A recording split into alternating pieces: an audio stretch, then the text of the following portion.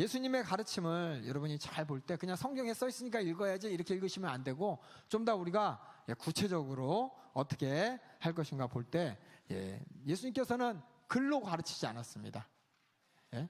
지금 뭐예요? 초대 교인들에게 사도들이 편지를 써서 이렇게 가르쳐 줬잖아요. 가르침을 전달했는데 예수님께서는 글씨로 친필로 쓴 게 없어요. 만약 친필로 썼다면 그 성경책이 얼마나 비쌀까요? 그 성경책에 머리 한번 어떻게 조금 살짝 대보려고 성경책 찌가리 조금 따가지고 어떤 사람 먹으려고 할지도 몰라. 그렇죠? 그런 상황이 절대로 예수님께서는 이루어지지 않길 바라기 때문에 하나도 남겨두지 않았습니다. 어떤 것도 이 땅에 예수님의 자취를 남겨둔 적이 없어요.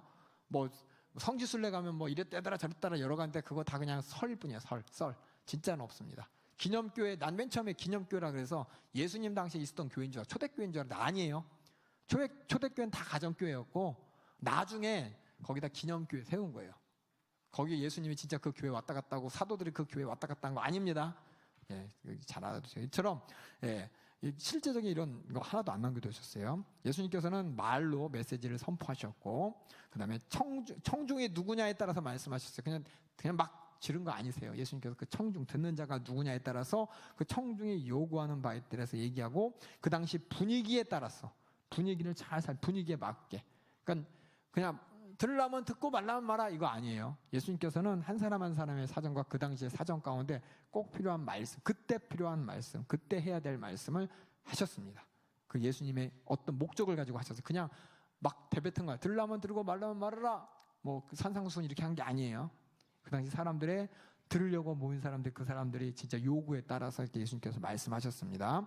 그래서 청중들과 공통적인 바탕에서 말씀하니까 다시 말해서 청중이 알아들을 수 있는 말을 하셨어요. 알아듣지 못하는 말, 내가 하나님의 아들이니까 얘기했으니까 알아서 듣고 듣지 말라면 들어. 이거 듣지 마. 이거 아니에요. 항상 청중, 듣는 사람들과 이해할 수 있는 그 공통 맞춰서 삶의 방식은 그래서 구약의 성경, 유대인들은 구약 성경이 하나님 말씀이잖아요. 그러니까 구약 성경을 가지고 말씀하셨기 때문에 회당에 가서 말씀 전하세요. 회당에 가서 항상 말씀 전하시고 회당에 가서 말씀 전하시고 나중에 광야의 무리들이 모였을 때 그래서 말씀하셨지 처음부터 광야에서만 말씀 전한 게 아니라 회당에서 말씀 전하셨습니다.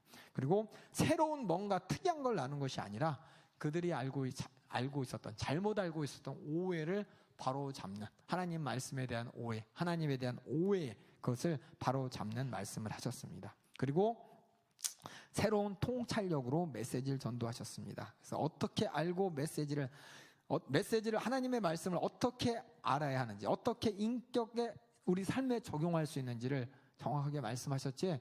삶과 상관없는 하나님의 말씀은 바리새인 서기관들이 그랬죠.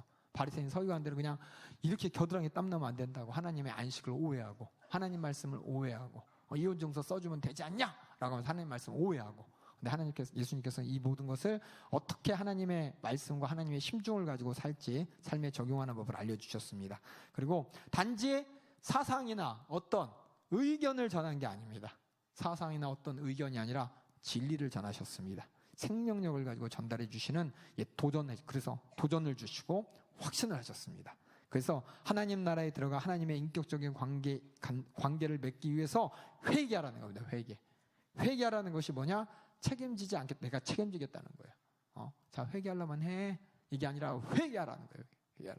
회개해야 된다는 이 확신. 회개하지만 안 되는 확신. 회개해야 되는 도전을 하나님께서 주셨습니다. 그래서 말씀을 통해서 하나님의 위대하심을 나타내고 또 너희들이 얼마 지금 회개하지만 안 될 사정에 대해서 그 사태의 심각성을 깨닫게 해주시고 그래서 결국은 회개하고 복음을 받아들여서 새 생명을 얻게 하려고 예수님께서는 도전을 주시고 확신을 주시고 절대 의견을 말씀하지 않으셨습니다. 그래서 우리 연세중앙교회 담임 목사님이 저도 항상 써서 주셨어요. 써서 뭐로 써냐? 설교할 때 이렇게 해. 탁 쓰고 회개 없으면 설교 아니에요. 회개. 이게 뭐냐? 우리 예수님께서 그렇게 하셨기 때문에 담임 목사님 본인도 항상 회개하라. 우리가 하나님 말씀을 듣는 목적이 지식을 쌓기 위한 것이 아니라 회개하고 거룩해지기 위해서고 예수님이 오신 목적도 우리의 회개가 온전하기 위해서고 그래서 이런 도전과 확신을 정확하게 예수님은 주셨어요.